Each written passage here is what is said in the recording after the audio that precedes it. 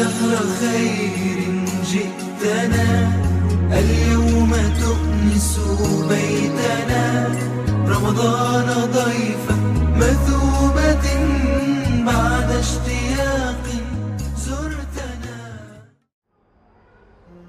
Lihatlah bagaimana Abdullah ibn Mas'ud.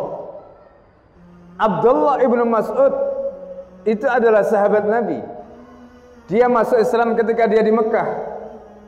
Ketika itu dia adalah seorang buruh kasar. Tetapi ketika Al-Quran itu sampai kepadanya dan kemudian tumbuh kecintaan ke dalam hatinya, maka yang terjadi, nasib Abdullah bin Mas'ud pun berubah. Abdullah bin Mas'ud tinggalkan semua pekerjaannya.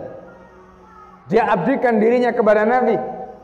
Dan bahkan kemudian Rasulullah SAW menjadikan Abdullah bin Mas'ud sebagai sahibu sirrin Nabi, seorang penjaga rahasia Nabi. Karena kemanapun ada Nabi, pasti di situ ada Abdullah bin Mas'ud. Abdullah bin Mas'ud orang yang melayani Nabi, menjadi pembantu Nabi ketika di Mekah. Ada sandal yang dipakai Nabi, dia yang menata. Ketika sandal itu dilepas, dia yang menata. Ketika Rasulullah membutuhkan bantuan, dia membantu. Itulah Abdullah bin Mas'ud. Kemana ada Nabi, di situ ada Abdullah bin Mas'ud. Inilah nasib yang dialami oleh Abdullah bin Mas'ud. Orang yang kemudian menjadi salah satu hufadzul Quran, penghafal Al-Quran. Nasibnya kemudian berubah dari pelayan, pekerja, pembantu kasar, maka nasibnya naik menjadi penjaga rahasia Nabi SAW. Kenapa? Karena dia adalah ahlul Quran, karena dia adalah penghafal Al-Quran, karena dia adalah orang yang sanggup mengabdikan dirinya kepada Nabi untuk menjadi pelayan Al-Quran. Kalam Allah. Itulah Abdullah bin Mas'ud.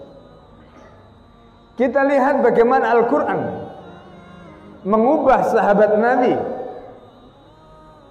Bagaimana Al-Quran itu bukan hanya mengubah seorang pembantu pekerja kasar, bahkan Al-Quran itu mengubah seorang budak.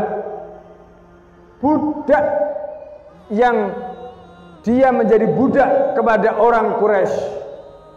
Karena energi Al-Quran, karena pengaruh Al-Quran, seorang Bilal bin Rabah, Ammar bin Yasir, keluarga Yasir, keluarga Sumayyah, karena energi Al-Quran yang mereka miliki.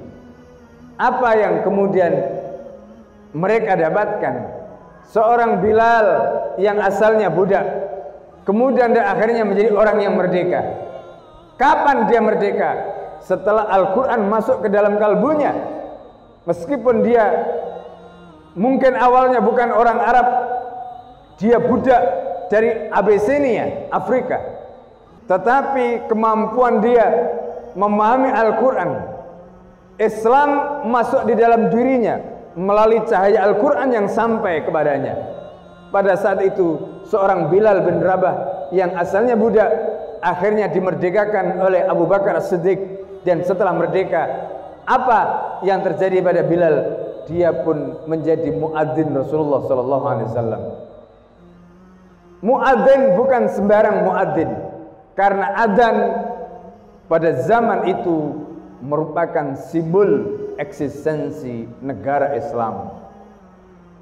Ini tugas yang mulia yang kemudian diemban oleh Bilal bin Rabah. Dan lihatlah Bilal bin Rabah pada zaman Nabi dan setelah Nabi, apa yang terjadi pada dirinya? Dia menjadi orang merdeka, menjadi pemuka Islam, dia menjadi sahabat terkemuka dan bahkan menjadi salah satu pejabat yang memimpin jabatan tertentu yang diamanahkan oleh kepala negara kepadanya. Ini energi Al-Quran yang mengubah seorang Bilal dari seorang budak menjadi orang merdeka sampai kemudian akhirnya dia menjadi pejabat negara.